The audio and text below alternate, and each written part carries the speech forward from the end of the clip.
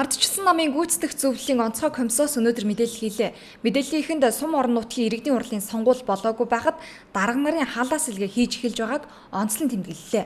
Бидний таамаглаж байснаар үнэхээр өнөөдөр бол энэ хавтгаарсан халаас сэлгээ мөн төрийн албаны хууль дүрмийг ноцтой зөрчсөн зөрчлүүд бол түрүүчээс гарч эхэлж байна.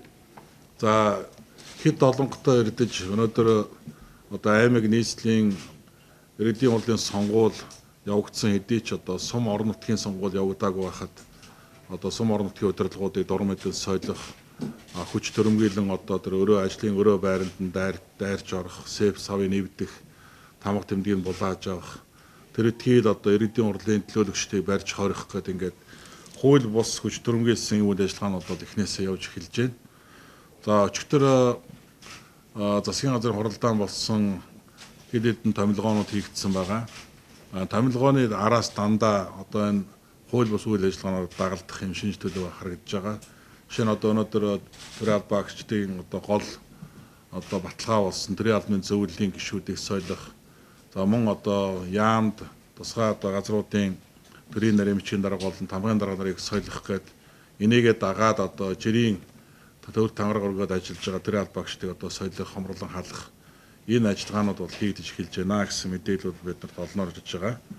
Мөн дараагийн мэдээлэл нь улсын хурал нийслэлийн иргэдийн төлөөлөгчдийн хурлын сонгуулийн үеэр сонгуулийн тухай хууль зөрчсөн, төрийн эрхийг хууль бусаар авсан байж болзошгүй олон зөрчил гарсан ч одоо хүртэл хууль хяналтын байгууллагынхан үүнд хариу гаргаж тодорхой шийдэл хүрээгүй нь цаана албан тушаалын нөлөөлөл бий гэж хардахад хүрэж байгааг онцоллоо. Тиймээс энэ асуудлаар ёс зүйн хороонд хандна гэдгээ мэдгдсэн юм а.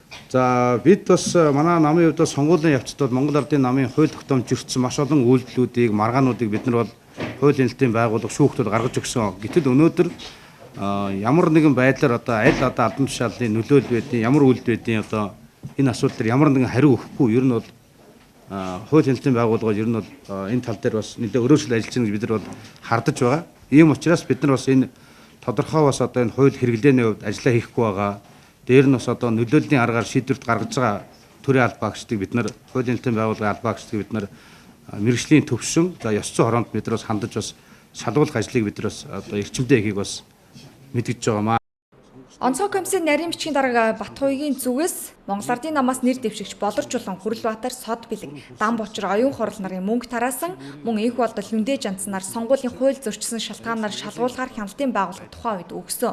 Мөн үндсэн хуулийн цэцэд сонгуулийн шилжилт хөдөлгөөнийг сонгуулийн дүнд нөлөөлөх зорилгоор зохион байгуулалтаар хийсэн 7 нэр дэвшигчийн маргааныг хянуулах, царцааны нүүдлийн асуудал, ерхий сайд болон аймаг сумын засаг дарга нарын хууль бус үйлдэлийн талаар шалгуулахаар хуулийн байгууллагад өгсөн. Мөн Монгол Ардын намынхны 60 тэрбум төгрөгийн бичлэгийн асуудлыгч тухайн үед улсын ерхий прокурор авилгатай тэмцэх газарт хандсан. Гэтэл дээрх зөрчлүүдийн талаар өнөө хүртэл хууль хяналтын байгууллага ямар ч хариу дүгнэлт гаргаагүй, чимээгүй байгаа нь хардлага төрүүлж байгааг хэллээ. Мөн сонгуулийн хууль зөрчсөн асуудалд сонгуулийн ерхий хорооны дарга нарыг ч хардаж байгаа гэлээ.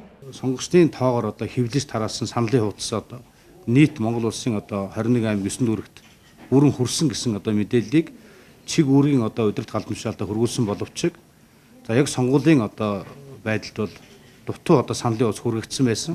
За ингээд саналын хуудас дутуу хүргэгдсэний дараагаар саналын хуудсыг хэвлэж санал авах захиргааны акт гаргасан.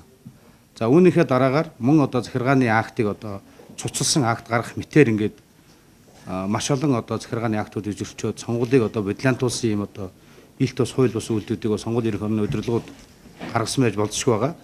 За энэ асуудлыг бид нар тагнуулын ерөнхий газар, авилгатай тэмцэх газар, холбогдох хуулийн магадаар шалгуулахаар бид нар бас шийдэж байгаа. Энэ хугацаанд онцгой комисстэй сонгуул шудраг бус болсон гэх 200 гаруй өргөдөл гомдол иргэдээс иржээ. Тиймээс иргэдэд тухай бүртэн мэдээлэл өгөхийн тулд 7 хоног бүрийн мягмар гарагт хэвлэлийн урал хийхээр болжээ. Ингээд дээрх асуудлуулаар цаашид холбогдох байгууллагын мэргэжлийн төвшин ёс зүйн хороонд ч хандна гэдгээ энэ үеэр мэдгдсэн юм а.